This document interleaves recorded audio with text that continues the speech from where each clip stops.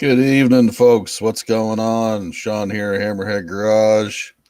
Welcome to the Sunday night Spitball, where we're going to have a bench racing BS session like we normally have on Sunday nights. How's everybody doing? I'm doing good. Got my fire on. I got my big mug of tea here, so I'm all good to go for now. And pleased to be here tonight. Just going to chat about a few things and maybe tell a few lies and a few stories. And so hang on for the ride. Yeah, so been having some interesting conversations with a few mechanically minded folks with me tonight or during the day today. So I thought I'd share some of it with you. He was telling me he got a draggy and put it in his truck.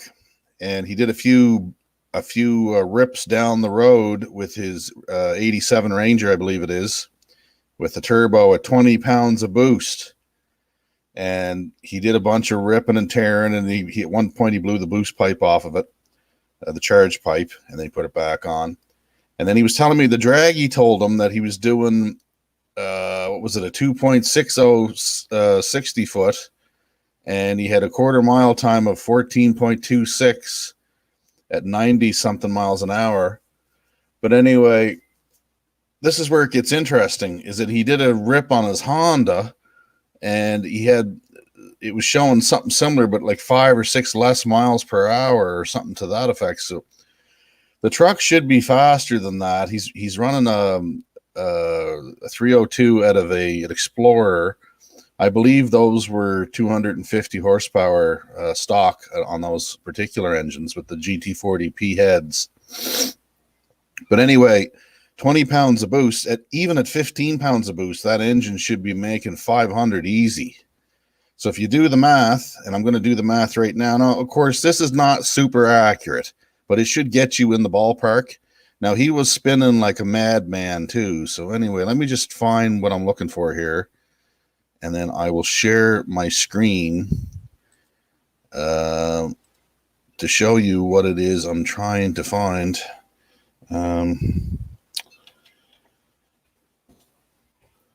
Anyway, it's just the numbers don't make sense. And I'm trying to figure out what the deal is. And it's kind of interesting in a way. So we're going to do some basic math here. I know how much you guys love mathematics, and I do too, but actually it does it for you, so we don't have to worry about it too much here. So let me find what I'm looking for. It's just basically the quarter mile. Add to stream here. Okay, there it is. Let me blow it up full screen. Yeah, you guys should be able to see that. It's just basically the quarter mile calculator based on your 60 foot times, your eighth and quarter mile ET trap speed, and all that kind of jazz. So let's just do a few calculations here. So I don't know what his Ranger makes, but let's just put my truck in there. I know what it weighs, 2660. And let's just do, and I'm going to just say my truck right now, I don't know for sure what it is, but I'm going to say as it sits right now, it's 350. And then I'm going to hit calculate here, and I'm going to show you what this is telling me. Now, again, I know this isn't super accurate, and it doesn't take into account spinning and all that stuff. But as you can see here, 2660 with 350 flywheel should give you a 1.81 60 foot if you can hook up, 8.054 1/8 mile elapsed time, and a quarter mile of 11.906 at 120 miles an hour. Now, again, that doesn't take into account spinning and all that sort of jazz, but it should give you some sort of in the general idea if you can get the thing to hook. Now, let's say his truck weighs 2,800 pounds, and I don't even think it weighs that much, but let's just do some basic math. And then let's say I told you that engine of his is I think it's out of a 96 Explorer. So they're about 250 horsepower, I believe. So let's put in 250 horsepower with only 15 pounds of boost. And let's pretend that it doesn't even quite double his power. So let's say flywheel horsepower is 450, we'll say. And then we'll calculate if he can get it to hook what his times ought to be. So there, you got 2,800 car weight, flywheel horsepower 450. He should have a 1.70 60 foot, 7.52 1/8 mile, quarter mile of 11.13 at 128 miles per hour. That is if he had slicks and he shifted right and could drive the thing properly and everything else. Now, I know those are just theoreticals, like I said, but there's something up. There's something not quite right, is what I'm saying, is what I'm getting at. It doesn't seem logical that he's getting a 14.26 in his quarter mile times on the draggy. Now, maybe he has a problem with the draggy. I don't know what those things are. Really, I've never used one. I know they have to have some sort of iPhone, don't they, or even an Android phone in order to work. And they probably need some sort of a update from time to time to make them accurate. But anyway, he said he had a Mazda Miata that had a 351 Windsor in it. And with slicks, the best time he could get out of that was like a 1270. And that sort of makes sense because a 351 in stock form is not that potent of an engine. I think they're around 200 horsepower. I mean, of course, Ford, they grossly underrate them as far as their power, their horsepower. So that may or may not be the correct number. I don't know. But even taking into effect wheel speed and all that other stuff, something's off. It doesn't seem right. Like I was trying to tell him, my truck NA, or just with my engine that I have now, and it would run in the high 12s without even adding any boost to the engine. So I don't know what the deal is. Oh, one other thing is he said that with the 351 Windsor, with 150 horsepower shot of nitrous, he was only able to get it to was 1430s or something like that. So that doesn't seem right. Like, I know, like, if you don't have slicks, you're going to spin a lot and you're going to lose a lot of ET. But even with slicks, there's something off there. But I've been trying to wrap my brain around it all day, my feeble mind around it. And I can't seem to figure out what the deal would be on that. But like, again, real world. But then I thought maybe this guy's at altitude. Maybe he's like 6,000 feet up in the mountains, because I know that plays quite a role in your ET and your horsepower and all that. But no, he told me he's 229 feet above sea level, and I'm about 600 here in Nova Scotia. So that's not it. So anyway, if you guys get any ideas as to why, I mean, I'd be interested in knowing if it's just a bad draggy, or if you've even had any use with those draggies and have seen problems with them. Throw that in the comments as well. But anyway, so what kind of day you fellas having? I'm having a pretty good day. It's kind of windy here, rainy and wet, and a little bit on the starting to get colder now here in Nova Scotia again. I put that junkyard video up. Hope you guys enjoyed that. It wasn't a super long trip to the yard, but I'm going to be back there next week because I have to collect some exhaust pipe. I was only in one section of the scrapyard or the junkyard. He has two plots. One of them's 11 and the other's 26 acres. So I'm going to try and get back in that second one. And I know he's got a bunch of old stuff back in there that's kind of cool. So maybe I'll get some of that on video. Just let me know if you like the junkyard videos, or if you don't, or whatever. So I know what kind of content to help push out your guys' way, right? So I don't know. I thought there were some pretty neat old cars. That car I thought was a Fairmont. It ended up being a Mercury. I think it was a Zephyr. If you guys have ever heard tell of those, it's like a Fairmont LTD, early 80s-ish, I guess. It's a Mercury, this one, the Zephyr. Z7, I think it said on the door. But it was a pretty neat car. I think it was a V8 car. It had a T5 in it, or a 4-speed. I think it was a T5. There's a few Mustangs in there, but they were just wrote right off. There was a couple of decent F-150 trucks in there, and one of them, my buddy Will commented on, said that it shouldn't have been in the junkyard because it looked good. But I mean, there's a lot of vehicles here in Nova Scotia that look decentish, but they have like a wrecked frame, like the frame rotted out under them or something. So that's why they end up in there a lot of times, right? But yeah, and that other Oldsmobile I found was a 1964 Oldsmobile Super 88, and I'll pull you up the page on that. It was kind of cool, I thought, what I found about that. I like looking up these old cars just to see what they are and what options they had. Because like Sean said, my buddy Sean Sutton, you don't, or not Sean Sutton, but you don't see a lot of those types of cars in scrap yards here in Nova Scotia anymore, because they're gone. Like they're completely bagged out, they're rotted out, right? So let's just share. Let me just find it here. Wikipedia. Find the section on the Super 88 model. There's so many different variations of Oldsmobile. It's crazy. Like they've had so many different cars over the years. They got like 10 generations. This was a 64. Let me just read what it says here. Let me put it full screen first. I don't know if you guys can see that or not. There, maybe you can now.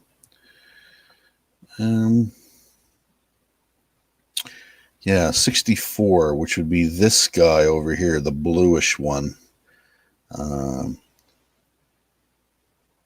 Let's see what it says. Super 88. They also had a dynamic 88. The sharp edge theme continued in 64. Oldsmobile full-size cars received a minor facelift, including revised trim, grills, taillights. And new to that year was the leader for the full-size Oldsmobile series, the Jetstar 88, which used the same full-size body as other 88 models, but also shared key components with that year redesigned F85 Intermediate. The Jetstar 88 used the smaller 330 V8 and the Super Turbine 300 two-speed automatic transmission in place of the 394 cubic inch V8 and Roto Hydromatic found in the other Oldsmobiles. I don't know what engine that was, but if I had to guess, I'd say it was one of those 330s, that V8 that was in there. The 64 Jetstar 88 line was a direct replacement for the Pontiac Grand Prix, and that's a $3,500 price range. You could own one of those cars. Doesn't give a horsepower number. Oh, wait, it does. The 394 cubic inch V8 had a 345 horsepower from the factory. Doesn't say anything about the smaller engine. Anyway, they produced 15,000 units. They made the wagons. The wagons bodies were made by Fisher Body, which was a GM deal because my Chevelle was a Fisher body, body by Fisher, and it was pretty popular. But anyway, it's a cool car. Let's see if I can find you a full-size picture here of that car. Blow it up here. Images. This one was, I don't know how highly collectible these cars are, but they're pretty neat. They're cool enough. You can see there, that blue one. It's kind of a neat looking car. That would be the back of it. I didn't get all the way around to the back of it, but I might check it out a little more next time I'm in there. Like I said, I got to go in there next week. So, hey, kick-ass Mustang Garage. That Zephyr should have a 9-inch with disc brakes. Yeah, I couldn't see the rear end, and it had a like a Dodge truck laying on top of it, so I wasn't able to look in there. But it did have a manual transmission in it, and I couldn't open the hood either because it had like a whole bunch of parts on it. But anyway, that car was in there. That's a good idea. Let's look up a Zephyr here now. Just see. I don't know what year that thing would be. It'd be somewhere in the early 80s. So I'm going to say 1981 Mercury Zephyr. Let's just see what comes up. Yeah, it'd be right around there. Yeah, there we go. I see a car that looks like it. Well, the taillights do anyway. Yeah, there's the Zephyr Z7 1981 right there. And it's even the same bloody color as the one. Hang on here. Let me find a picture of it. Share screen.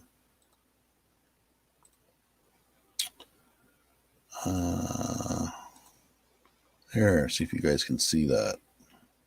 Yeah, right there. That would be the car right there. Let's see if I can find some more pictures of the front of it.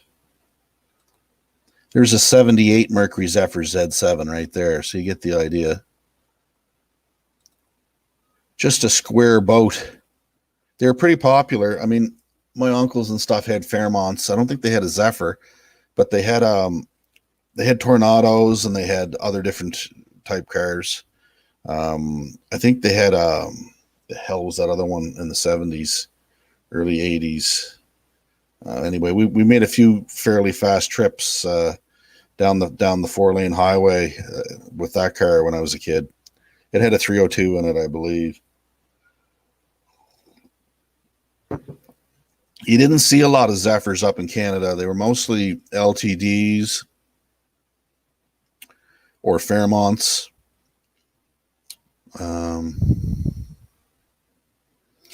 There's a Zephyr wagon. That's pretty trick. Right there, a little brown Zephyr wagon. I remember seeing those wagons too. They were kind of popular back in the day. But yeah, so that was what I saw. And then there was a Jeep there that was too far gone. I think it was a Cj5 or a Cj7. Not exactly sure. But while we're here, let's just check that out. I don't even know what year it would be. 1977, I would guess.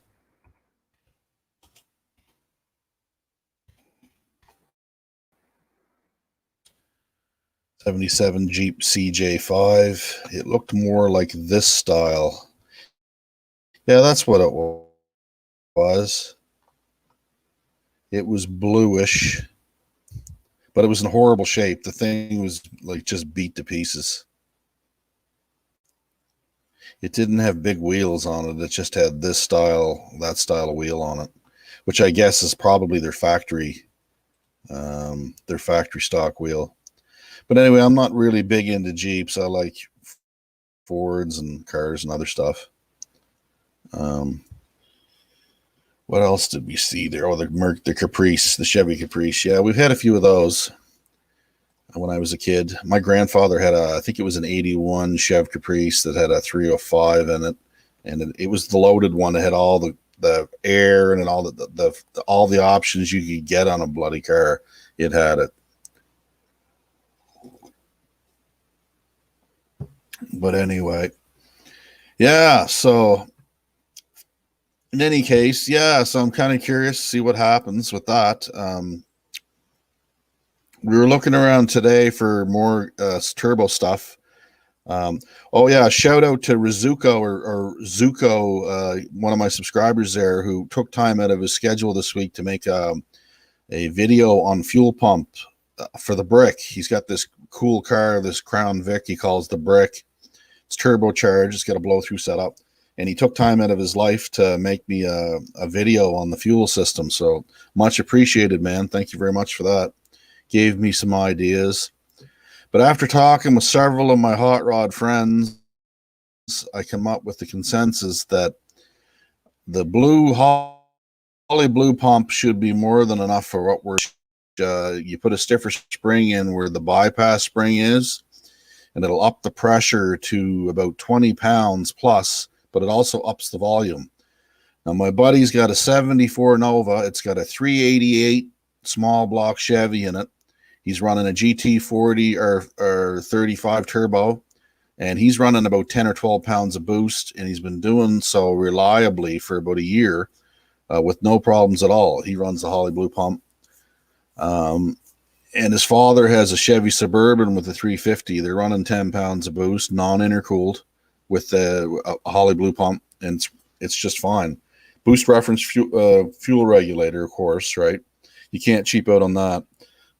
But I got a brand new Holly Blue pump in the truck, so I'm going to just take it out and put that bypass spring in it, up the pressure a bit, and try it out. Oh, and these systems he's got they have her deadheaded as well. They're not running a return line. Now, his brother's got an S10 twin turbo that makes probably 12 or 1300 horsepower. He's running a return line, but he's also got this enormous fuel pump. I think it's like an Aeromotive like A2700 or something. It's good for like 3,000 horsepower, this pump he's got in it. Way overkill, but it's got like 2 great big filters on it, and it has like a 10 AN return. But for the Holly Blue, you don't need it. It'll deadhead just fine. It'll be fine for boost, up low boost. I consider low boost 6 to 8 pounds. Anything over that's up there, right? Getting up there. Not like what you were running today, buddy. You had 20 PSI there, which is crazy. That thing, with that much friggin' boost pressure, that thing should be in the 9s. You know, if you can get it to hook up. The tires must be just going up in smoke. Because like I was saying, even a 250 horsepower, yeah, I'm going to use the Holly. Hey, man, how you doing? I was just thanking you there for doing that video there for me for the fuel system. I'm going to use the Holly. My buddy's got a 74 Nova, and he's running more boost than I'm planning. He's been using the Holly deadheaded for over a year now, and has had no trouble. He did upgrade the spring to a stiffer one to get the fuel pressure up over 20, but he says it works just great. But anyway, yeah, so even if you had like a 250 horsepower 302 out of like a Mountaineer or something, and you added 15 pounds of boost, that engine should be making awfully handy 500 at the flywheel. And even with driveline losses and all that other stuff and spinning, you should still be able to get that thing in the 12s with that much power. I mean, I don't imagine your truck weighs any much more than mine. Mine's 2660, so yours can't be much heavier than that. I don't think there's a lot of difference between the 84 and the 87, I think was what your truck is, isn't it? Or 86, 87. It's a Gen 1. But anyway, yeah, so we'll try that pump and just see what it does. I'll just keep an eye on the air-fuel ratio, and Kick-Ass Mustang's Garage get a good video on a homemade meth injection kit, and I might give that a whirl if I have trouble with detonation or whatnot. I don't imagine I will at that low boost level, but even if I wanted to turn it up a little bit down the road, I think he said he built that whole setup for like, what was it, $25 or something? That's pretty cool. You just use like a coolant tank, like one of them plastic coolant tanks out of like an F-250 or something, and a vacuum modulator from a transmission and a ball valve. And go check his video out. It's pretty neat. But anyway, yeah. So he's been running it deadheaded, no return line on that blue.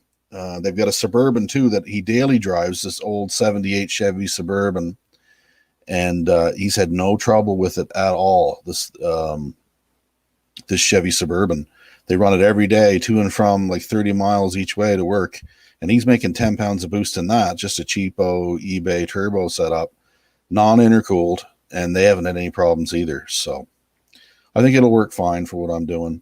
I just can't justify spending $1,000 on a Aeromotive fuel pump when what I have will work. Now, mind you, I am going to use the Aeromotive 1-to-1 fuel pressure regulator, because I think that's just money well spent to use a good FPR, a boost reference fuel pressure regulator.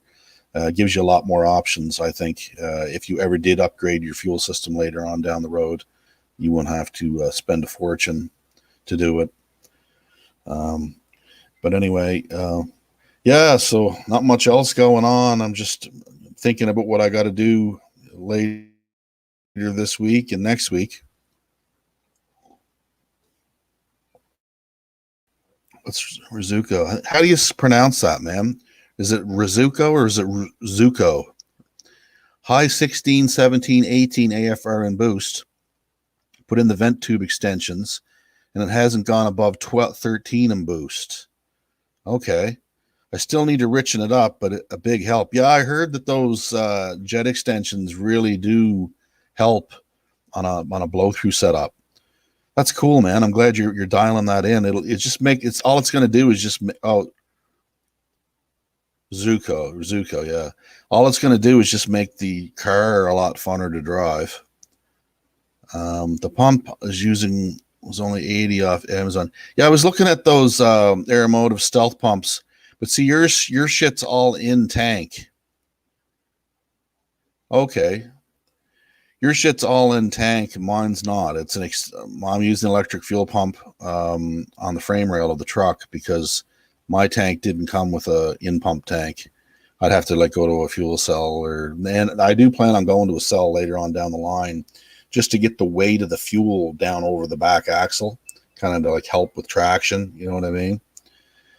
But yeah, so just, yeah, you use what you can use. Another pump I was looking at was Ford had one in their E350 vans, and I think they used it in a bunch of different cars in the late 80s, early 90s. It's called an E2000. And apparently guys use them for turbos. I think anyway, they make 80 or 90 PSI, and they're also I think they're 300 gallon or liter per hour pumps, and they work pretty decent too. Apparently, for you can get them off Rock Auto for $65, and apparently they're pretty decent pumps. So that's another option. Some guys are using a Holly Black and a Holly Blue in tandem. You know what I mean? They're just running them off of two different switches, and they have a pressure switch that when you come on boost, the second pump kicks on to help with the flow. I don't want to get as complicated as that, because anytime you add complications to a truck or to anything you want to rely on or drive without problems, you always up the chances of having issues, right? It's like adding a whole ton of wiring to a vehicle. Nothing will make it less reliable quicker than adding a bunch of wiring, right? Especially if it's not done right, if it's just all willy-nilly tied into God knows where, and you don't even know where you're getting half of the 12-volt signals. Trust me, I do wiring for a living, so I've seen all the horror stories and all the disgusting wiring that has caused a lot of issues. I gave up on the HEI, making my own rev limiter. I used my stimulus check to buy an MSD DIS system, coil near plug. Yeah, I was looking at those. Ignition setup. I'm going to make a video. Yeah, please make a video about that, because I was wondering about that DIS MSD. And do a video too about the setup. I believe it comes with some sort of hardware for your laptop or whatever, so you can go in there and make changes. Do a video on that too, if you wouldn't mind. I'm really excited to be able to tune my timing, which is really cool.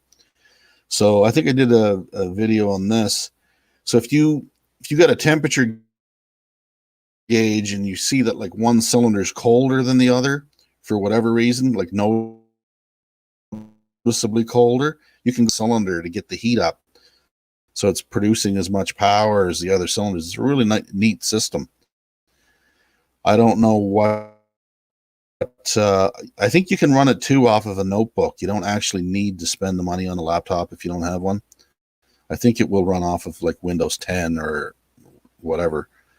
But anyway, yeah, I was looking at that system. It seems kind of cool. It'll actually work on my rig as well. I think small block Fords, 289, 302, 351. But anyway, it's cool. Getting away from the distributor is always a good idea.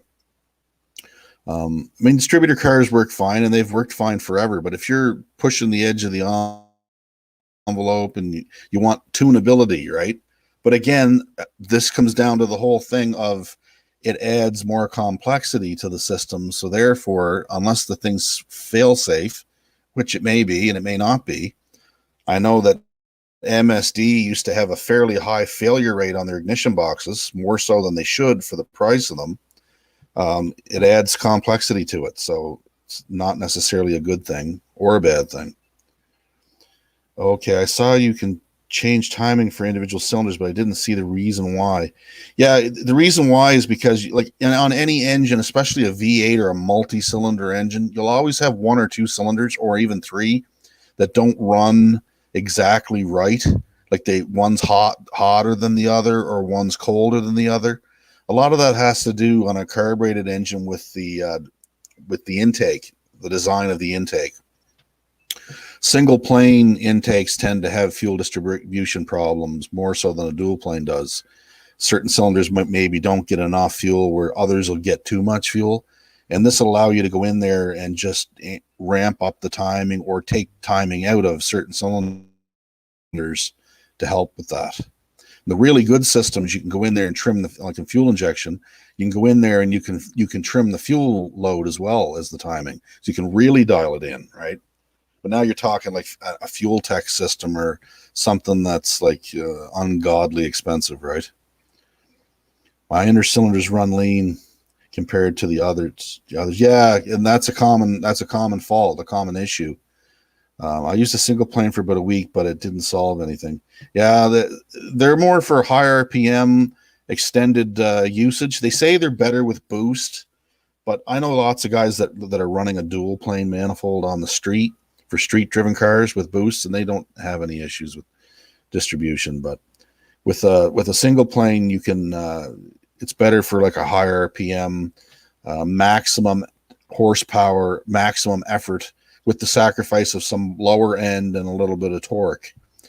And if there's one thing that, with a turbocharged vehicle, it won't matter because you're going to pick up gobs of torque anyway. But with NA, the 302 5-liter platform tends to lack torque. If you were to put it up against like a 350 Chevrolet engine, I know it's more cubes, but you get a lot more torque than you would with a 302. I don't need EFI yet, but ignition was something I was planning to upgrade. I figured might as well go balls to the wall. Yeah, I mean, if you've got the money, man, and it sounds like you do for this project, then you'd spend it. Spend it where you want to spend it.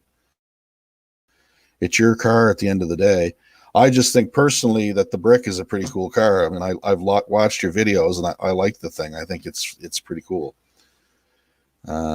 My motor made no low end torque with the single plane. Yeah, because it sacrifices that for high RPM power, right? I'll give up high RPM power any day of the week if I can get it down lower in the rev range or pick up some torque down where you drive, which is, I mean, let's face it, most folks on the street, they're only spinning the engine 2,500 to 4,000 maybe. Unless you're really running it hard. Now, I've had my springs in it, and it didn't float or anything. It was pulling still. But, you know, I wouldn't want to zip it up there all day long or all the time on a stock-ish cast bottom end, right? I don't think there's any guarantees either with Ford stuff that it's not going to come flying apart on you either. But I mean, the 302, the Ford platform V8s they're pretty solid. They're a proven engine, right? They're like the 351 and the 302 have been around forever. You know, 289, you know, before that, the 267, I think was before that, or that one that Carroll Shelby put in the original the Cobra cars that came from England, those very first ones before the 289 went in there. They were running them things. No one knows it's a Crown Vic. They all think it's a Fairmont. Yeah. No, it's a Vic for sure, man. Like I said, I saw the videos of it, but it's pretty cool. Jeff, you want to figure out how to use to build a cheapo water meth injection, Zuko, go check out Kick-Ass Mustang's garage. He's got a video up there. He made one for his unit for the Ranger, and he tested it out today. It's pretty cool. It's low buck, and it looks like it was working too. I think he said it looked like it wasn't hammering, the engine wasn't detonating, and he was running. I think he said he hit 20 psi there today on a test run. So that's that's quite a bit for a stock motor. 20 pounds. It's over an atmosphere. It's an atmosphere and a half, really. But whatever. So 302 is a solid little unit. I went with the 351 just because I bent a connecting rod and needed another video, another motor. Yeah, I hear you. Well, you can pick them up for a song. I mean, you can still get them everywhere pretty near. Now, what I'm looking for, and if I find one, I'll grab it, is a 351 roller motor out of like an E350 van. I think it was like a 96, 97 engine. I think they only made them like 4 or 5 years. But I want a roller 351. It's not a necessity, but hey, there he is, Dr. Ertz, Hot Rod Rehab. What's going on, man? I enjoyed your latest video. I was watching it there. That's a pretty cool car you got there. But anyway, I'd like to find one of those roller blocks, but they're rare up here. I did see one actually in a van, but it was gone like the same day. This was a few years back. I happened to be in the junkyard, and there was one in there, and I think it was out of a 90 something, a 94, 95 van. It was an E350 van, and it had a 351 roller in there. And that'd be a cool engine to start a build off of, for sure. But you know, they say though that the older 351 blocks are even stronger, and the Cleveland is a great motor. I know where there's a bunch of 351 Cleveland sitting around right now that are all buildable.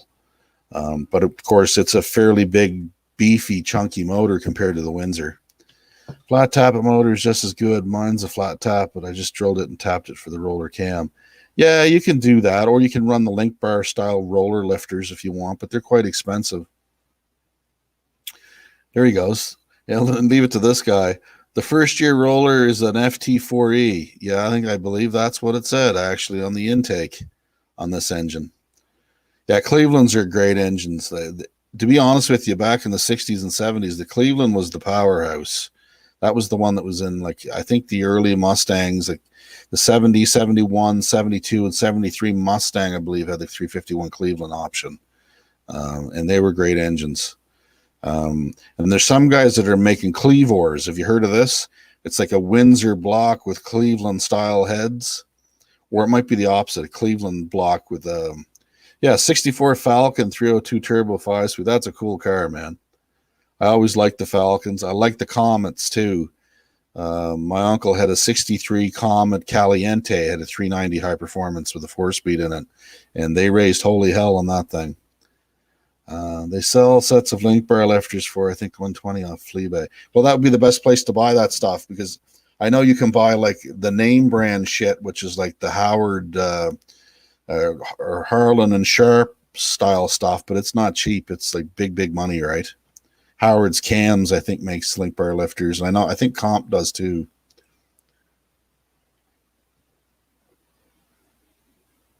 But anyway, yeah.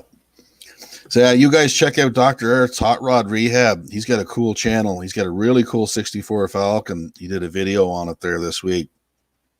It's a turbo 5-speed car, and it's awesome. You guys will really like that.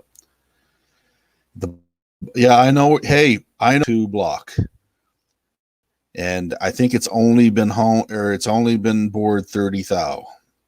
It's the real deal. I checked the numbers on it, and it is a genuine, real deal Boss block. But he won't part with it. I already asked him if he'd sell it, and he won't. So I don't know where he got it. But this fella, he horse trades parts like crazy.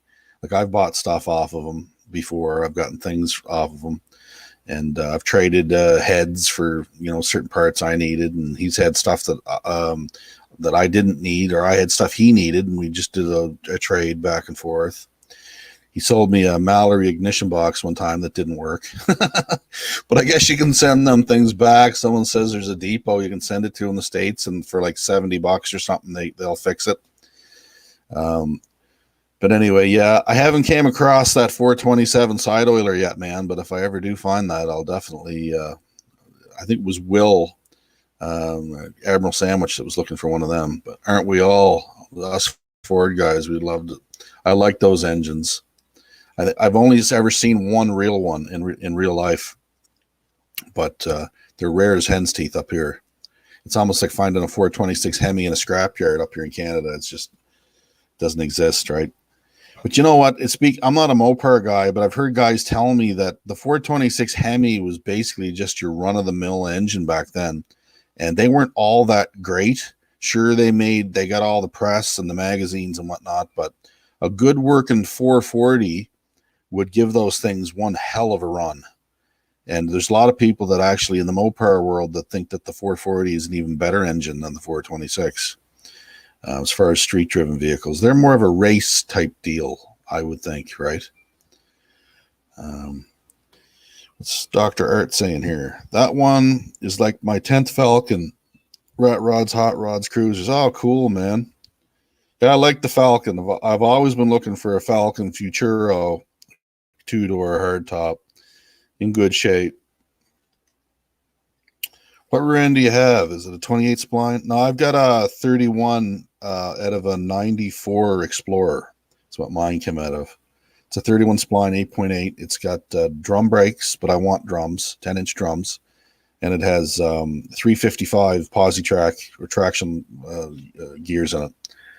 And that part of it has all been rebuilt because they had it in the Green Bastard, that green race truck that's sitting out in front of my shop for the last 3 years.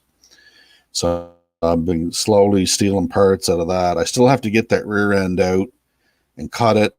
And then I'm not going to weld it up because I don't have the gear here to do it. So I'm just going to ship it off to my buddy. He builds frames for like buses and the tubes where they go into the differential. They tend not at our horsepower levels, but some of the super high horsepower stuff, they just get like a butt plug in there, like a plug weld in there, and they tend to like let off sometimes, and the axle tube will actually spin inside the housing, which is no good. So if you just weld up a couple of stitch welds on top and bottom, that fixes that.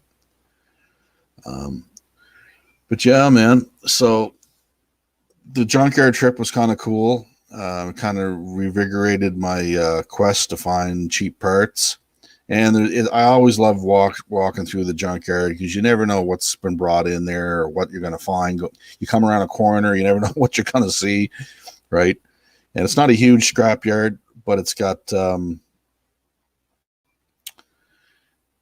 yeah, I had it on my channel there. That was just one junkyard that was a local one here. And I haven't even seen all of it. That little 14-minute video was just the first part. I think that was the 8-acre section. He's got like a 26-acre section way in the back. I'm hoping to get there next week and maybe shoot some video of what he's got way back in the woods back in there. So who knows what the hell's in there, man. I have no idea. But I'm going to go check it out, and I'll videotape it for you guys. And you guys seem to like those kind of videos, and I do too. I'm like a junkyard hoarder. When they had that show on Junkyard Gold, I used to watch the shit out of that show because I liked that kind of thing, right? You never know what you're going to find, kind of deal. But so I'm going to go back there with my battery-powered Zolzaw and steal some of those exhaust pipes. I already talked to the owner, and he said have at or whatever you can find that you could use, just cut it up. And of course, I'll pay him something for it. I'm not going to just throw it in my car and drive out of there, but I could, but I'm not going to because this guy's actually treated me really good over the years, and I'll give him a few bucks for the stuff. But I did check into exhaust pipe. I did call the muffler shop this week, and I can get a 10-foot length of 2.5-inch aluminized exhaust pipe for $82. So as far as Canada goes, that's pretty good. That's a pretty good price. 10 feet should be more than enough for what we're doing. And I just got to get some bends and, some other things. I still need a flange because I ordered the wrong damn flange. I ended up getting a T3 turbo flange instead of a T4. So I've got a brand new T3 flange here in the box. If anybody's looking for, I got a T3 flange in the box. Manifolds that come off of it so you can plug 2.5-inch pieces of exhaust pipe in it. So that's kind of what I'm after. But I did figure the fuel system out. Zuko, thank you for helping me with that. And I talked with my buddy too. We figured out what we're going to need for fuel system to keep enough fuel volume and enough fuel pressure in there so we don't burn anything up. We're not planning on doing that. So, but even if I did, it wouldn't be the end of the world. I'd just get another short block and go from there. But it's going to be a fun project. I can't wait to get going on it. The weather's starting to come around. We're starting to get some drier days. We were actually at 18 degrees the other day, which is warm. But then we got some snow and some freezing rain last night. So now it's back into the muck again. But it's only March 28th, boys. I mean, there were some motorcycles on the road the other day, I noticed, but you don't even see any bikes on the road here until April. Yeah, the Turbo Ranger, I'm just getting the parts together there still. We're planning on doing that build as soon as I get all the stuff I need. I don't even want to try. I'm going to still drive it as it sits right now, NA, for a while until I get everything I need. I want to get the 8.8 in it first, because there's really no sense putting all that power into a 7.5-inch open differential, which is what's in the truck right now. So we'll get. Are you in Texas, man? That's cool. I didn't know you were in Texas. Hey, I see Rodney from 50 Tussin watches your channel quite a bit. That's cool. I actually talked to him not too long ago. I was asking him about what was it I was asking him? About clutches. I said, what clutch do you use? And he said, just the cheapo Vallejo clutch, or anything cheap on Fleabay. That's where he gets his clutches. Oh, no, the other thing I was asking him was, he was telling me that he had to spend a lot of money on springs. And I said, well, no wonder, man. I said, what RPM are you leaving the line at? He goes, oh, about 6,500, anywhere from 65 to 6,800. He goes, I turned that engine. So on the two-step, he goes, I got to have the good stuff. So he was crying because he spent a bunch of money at Alex Springs. I think he bought a set of Beehive pack springs or something, but they're quite a bit of money. But if you're going to run big RPM like that, you got to have the good stuff. 27 degrees, not 34. Yeah, I'm getting to know your American temperatures now, so I got an idea as to what that is in Canada. But yeah, the coldest we had this winter was actually pretty mild. I think minus 21 Fahrenheit was the coldest we had, or Celsius, which is different than Fahrenheit. But I don't know what that would be in your guys' scale. I'd have to Google it. To be completely honest, I was never good in math, and I didn't pay attention during that. Houston, right on.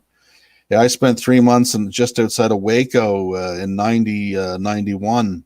Just after that whole thing happened with Koresh down there, I was down in Texas for 3 months. I went to Houston, yeah, and I went to where else did we go? Oh, geez, what's that other place we went? Another big city down there.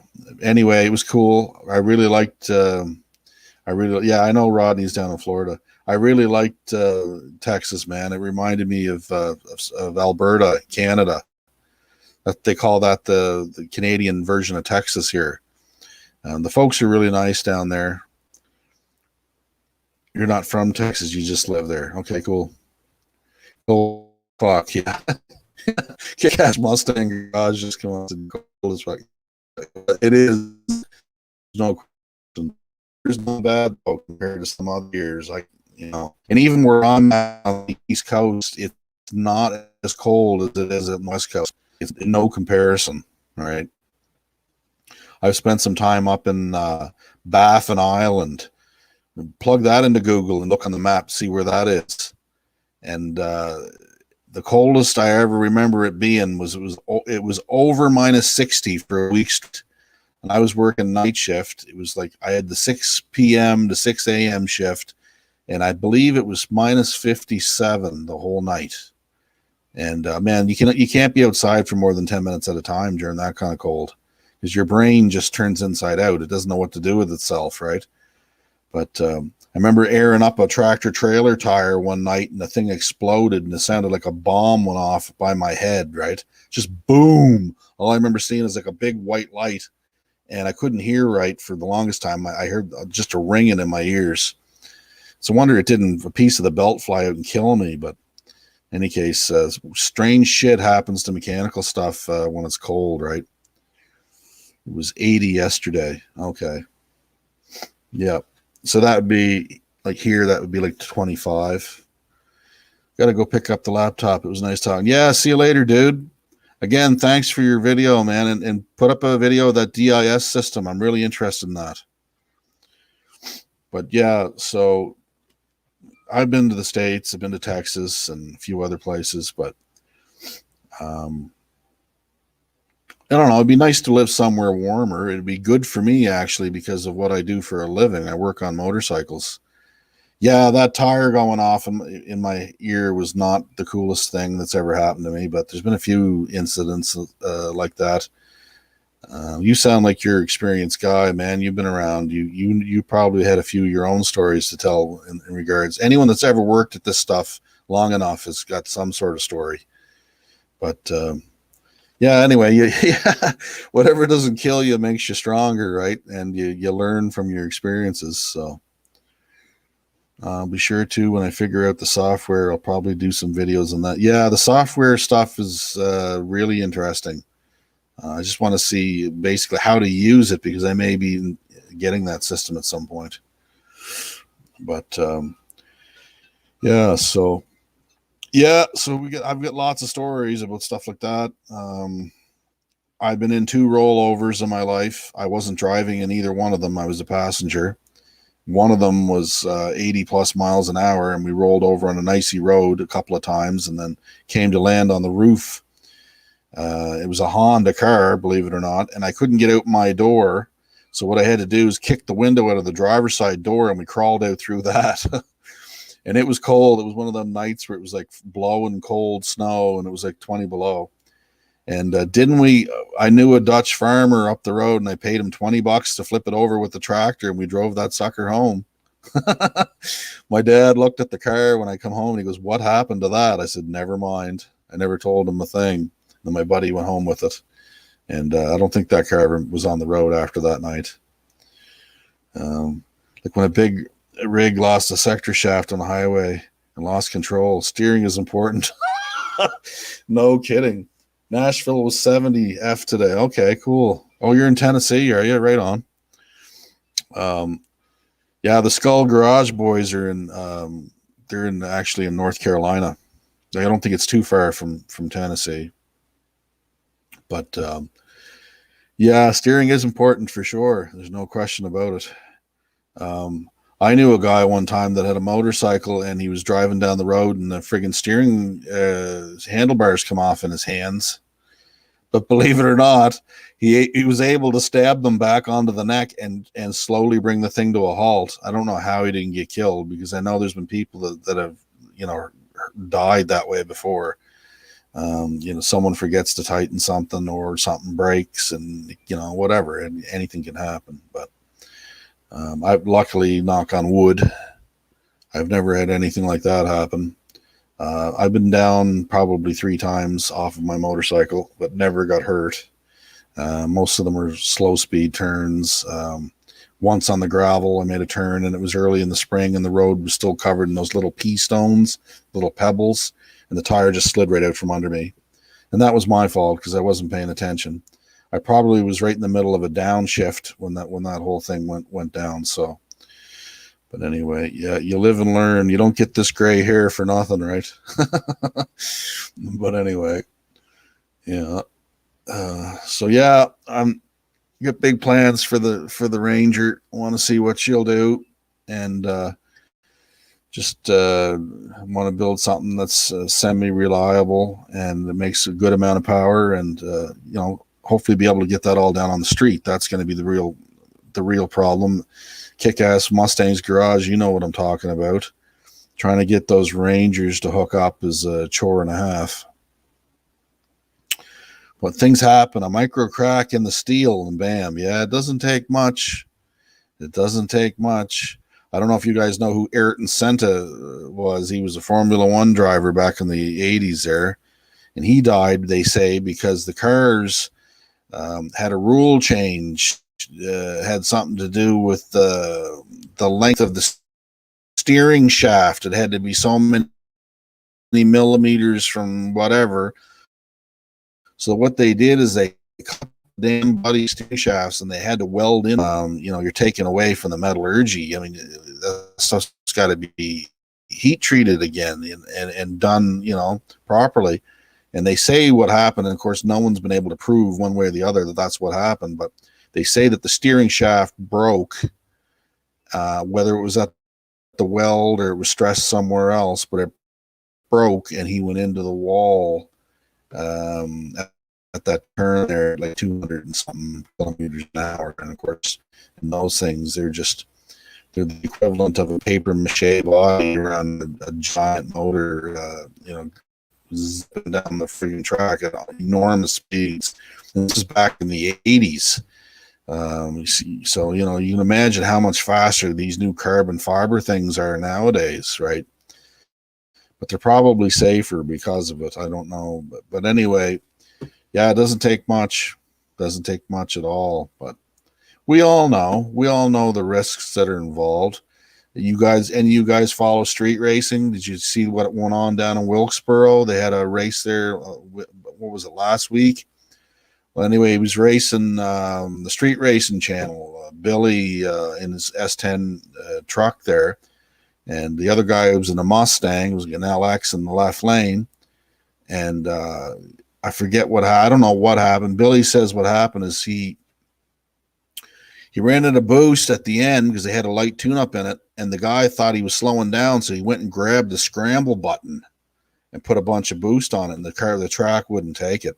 So he veered left and went right up over the steel guardrail and just broke the thing in half. I've never seen a Mustang that was as totaled as that car. The unibody LX, I think it was like an 88 Mustang LX body, but it just disintegrated. And the guy wasn't hurt because there was a strong cage in the car, but there was a girl there, a bystander, and I guess she broke her arm, and I think she broke a finger as well. But they make some tremendous power, and shit can break, right? What's Dr. Art saying? Homemade under axle ladder bars on the 86 Ranger works great. But I'll have to send me some blueprints or some diagrams of that, Art. I'd be interested in seeing how that's done. Is this that you buy a kit for or any of that? What's more part not saying? The Chinook choppers. The Chinook choppers were going down because they were blasting the rotor bearings with walnut shell, and it made the bearings fail. Well, sure it would. Anytime you do anything that is going to change the dimensions or the security of the metal in any way, you got to be careful of that. My brother's a welder, and he's telling me all the time about tricks for heating enormous, powerful steel that needs to support big weight and stuff, and how you have to preheat the metal a certain temperature and use a certain type of welding material and process to do it. And you got to be very careful that it's done properly. And they use heat after they weld it to relax the steel enough to slowly cool down rather than shocking it and getting it brittle and stuff like that. Like, metallurgy is a big deal, man. Like it's a whole art form. Why do you think there was a blacksmith trade before the welding trade? I mean, it's amazing, what goes into that knowledge. And unfortunately, some of that's gone, that knowledge, and some of it's still here. But the guys that weld structural, they know about that stuff. My grandfather was a blacksmith. He used to shoe horses in PEI back in the 30s and 40s and stuff. And he used to make all kinds of stuff in the forge. My dad used to go down there and help him. And while he was beating iron, they'd be in there with the bellows, blowing it up, getting the metal to a certain temperature. And then my grandfather would reach in there with the tongs and pull the piece out, right? And he knew just how to hit it, what hammer to hit it with, and when to put it back in the fire. And he used to quench pieces that came out, and they had an oil tank, and he used to go over with it and set it in the oil, and it would burn on top of the oil for a minute, and just a certain amount, and then he pull it out and check it. But he knew all that stuff, right? That's why airframes have a lifetime. Yeah, exactly. Yeah.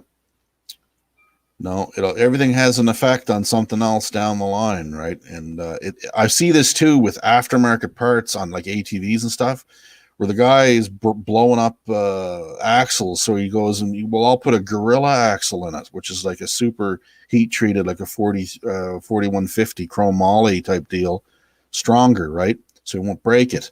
But then what he ends up doing is he breaks something more expensive down the line.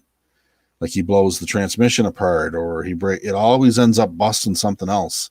So when you do that type of modification, you got to make sure that you plan for how much power you're going to put through it and modify the rest of it to work as a unit, right?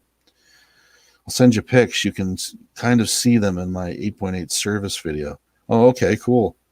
No, anything like that is of interest for sure, man. I'm not saying for sure I'm going to stay with the leaf springs, but there are a few cars that are running pretty fast with leaf spring suspensions in them. I think there's actually a few that are in the 9s or in the 8s that are still running leaf spring, maybe even quicker. But there's this, you can use split monoleafs. There's other ways to get them to hook.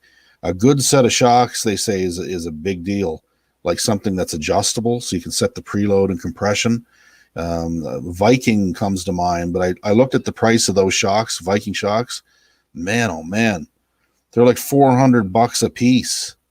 That's American, so that's like 600 Canadian. So like spending $2,500 on shocks is not really in my immediate vocabulary at the moment. I think I'll just spin my tires for now, wear out a few sets of tires before I spend the money. But I'd like to learn how to make all that stuff work. Like I've never had a mini truck where I put any amount of power into it before, so I don't know. Like the truck hooks up good now, but I mean, it's obviously not under boost. But the engine I have in it now is no stock engine either. It's pretty stout. It's a pretty good power plant, what's in it, but it's got worked heads and, you know, it's got a cam in it and some other goodies, right? But I got to be able to make it work on leaf springs and on the street. So I'll have to figure out how to do that. Maybe there's a chassis book or something you guys can recommend to me that I can go by and read up on it. I like to read. I'm still an old enough guy where everything that I learned as a kid and stuff was all in printed format, like pre-internet days. So I have a stack, and I still do, a stack of like service manuals and books and mechanical books, and they're in the washroom, and I like to read them when I'm on the John, right? And you know, you guys are probably similar, but I'm not like, I don't carry my phone everywhere, and like I'm not like constantly searching on the internet for like stuff on my phone because I've got a flip phone. I don't deal with any of that, right? I'm just old school enough to have learned both ways, right? But horsepower and torque can move A pillars and B pillars. Yeah, but I mean, look at, you're a Mopar guy. Well, you look at the torsion type suspension that they're using in the A and B body cars, and they get that to work with some enormous power. I know guys that have, you know, some guys that have built 440s that are making massive torque, and they're getting them things to hook up. So there's got to be a way to get it to. I mean, a lot of the really hot setups in the 60s had leaf spring cars, right? I remember the Satellites, the Chargers, the Challengers, the Novas, the Chevelles, the GTOs, all that stuff. Mostly, like all of that, I think was leaf spring. You know, those cars are making 425, 450 horsepower, some of them. So they're getting that down to the ground pretty much. I think most of the quarter mile times for a lot of those cars was in the 13s, high, like low 13s would be like a Hemi, a Roadrunner or a Hemi Cuda or something like that. But I mean, still really respectable if you think about how much those things weighed. I mean, I don't think those cars were light by any stretch.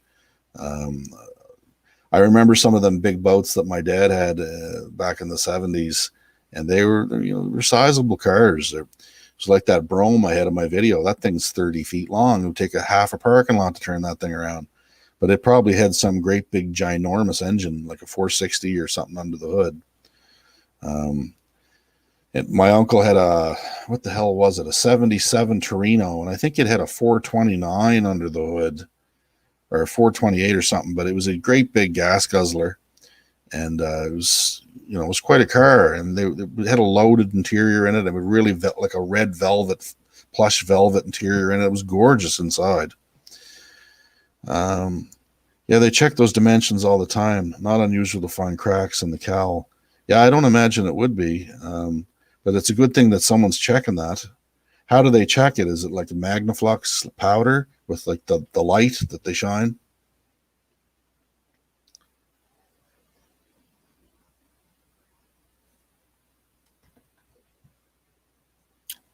That's the way they used to check structural steel when I worked in the oil field.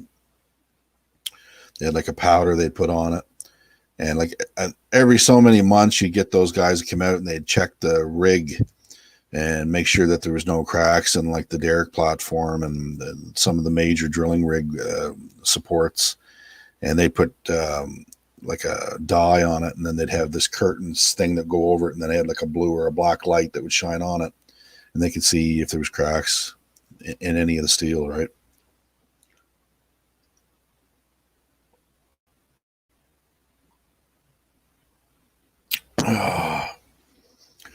But anyway, that's pretty cool. Yeah. Well, that's probably all I got for you tonight, fellas. I thank everybody for coming on. Make sure you give this video a thumbs up if you don't mind. And if you liked my junkyard video, go over and put a comment on that and a thumbs up, and I'll get you some more of that stuff if that's the kind of thing you guys want to see. Well, you can see the cracks with the naked eye. Lots of power, those engines. Oh, I bet you they do. I've never found anything cracked structurally other than I do inspect motorcycles here. And on occasion, I've seen bikes that had where the rear axle goes through on the swing arm part of the bike. The eyelets where the axle shaft goes through. I've seen them split right at the very end. To the point where they could probably break off and have the whole axle and rear tire come out and separate from the bike. So that's an automatic fail and has to be fixed by a structural welder with certification and all that to get it back on the road. But I can imagine that would, with that kind of power, you'd see cracks like that. I'm sure the guys that run 2,500 horsepower cars that race, they're checking their shit for cracked stuff a lot, would be my guess. Can imagine the strain it puts on even those good tube chassis. It must put some friggin' strain on them, man. Yeah, cool. More junkyard video. Real good video. Thanks a lot, buddy. Appreciate that. I'll try and get into that lower 26 acres. He's got, I don't know how many thousands of cars in there. So I'm sure there'll be something cool in there. But anyway, thanks for showing up, guys. I appreciate it. And we'll see you all next Sunday night. We'll come on for another bullshit session. 8:30 Sunday night seems to work for most of you guys. Works for me. And I'll get you some more content, and we'll go from there. As Nick's Garage goes, we'll put the 440 on the dyno and take it from there. That's my Nick's Garage impression for this week. So anyway, thanks for coming on, guys. Thumbs up for War Amps as always. Stay classy.